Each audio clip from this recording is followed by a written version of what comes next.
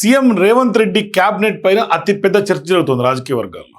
అంటే ఎప్పుడైతే Jubilee hills ఉప ఎన్నికల నేపథ్యంలో ఇప్పుడు అజరుద్దీన్కి రేవంత్ క్యాబినెట్లోకి ఎంట్రీగా తీసుకురావటం, మరోవైపు తాజాగా సీఎం రేవంత్ రెడ్డి కూడా అజరుద్దీన్ని మంత్రి చేస్తే తప్పేంటి అని ఆయన జూబ్లీ హిల్స్ నియోజకవర్గంలో మాట్లాడుతూ చేసినటువంటి వ్యాఖ్యల పట్ల కూడా కొంత చర్చ జరుగుతూ ఉంది. మరోవైపు అజరుద్దీన్ ఇప్పటికే ఏఐసిసి పెద్దలతో కొంత లాబింగ్ చేస్తున్నట్టుగా ఆయనకు కీలకమైనటువంటి శాఖ ఖచ్చితంగా ఉండాల్సిందే, ఇవ్వాల్సిందే, మా మైనారిటీలకు ప్రాతినిధ్యం కొంత ప్రియారిటీ ఇవ్వాలి, అట్లాగే కీలకమైనటువంటి హోంశాఖను కూడా ఆయన డిమాండ్ చేస్తున్నట్టుగా తెర మీదకి మనకు ప్రచారం వినిపిస్తోంది.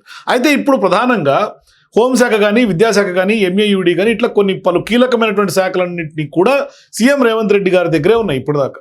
సో ఇప్పుడు ఖచ్చితంగా నాకు హోంశాఖ ఇవ్వాల్సిందే అంటూ కూడా ఆయన అధిష్టానం దగ్గర డిమాండ్ పెట్టినటువంటి క్రమంలో ఇప్పుడు అధిష్టానం దగ్గర డిమాండ్ పెట్టిన తర్వాత ఇప్పుడు నెక్స్ట్ ఇప్పటికే 6 క్యాబినెట్ బెర్తులు ఖాళీ ఉంటే 3 బెర్తులు ఆల్రెడీ ఫిలప్ చేసేసారు. ఇంకా అజరుద్దీన్కి ఇచ్చిన తర్వాత ఇప్పుడు మిగిలింది ఇంకా 2 బెర్తులు.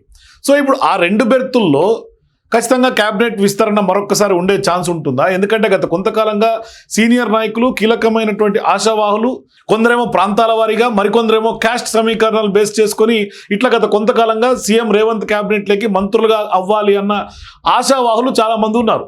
సో ఇటువంటి క్రమంలో డిఫరెంట్ డైనమిక్స్ ఇక్కడ వర్కౌట్ అయ్యే అవకాశాలు ఉంటాయి. సో ఈ క్రమంలో ఇప్పుడు మా సంగతి ఏంటి అని కోమటిరెడ్డి రాజగోపాల్ రెడ్డి వాళ్ళు కానీ, లేకుంటే మల్రెడ్డి రంగారెడ్డి లాంటి వాళ్ళు కానీ, లేదు అంటే కనుక మదన్ మోహన్ రావు లాంటి వాళ్ళు కానీ, లేదు అంటే బాలు నాయక్ లాంటి వాళ్ళు కూడా ఇప్పుడు మా సంగతి ఏంటి అని కాంగ్రెస్ పార్టీ ముందు అడుగుతున్నటువంటి ప్రశ్నగా కనిపిస్తోంది.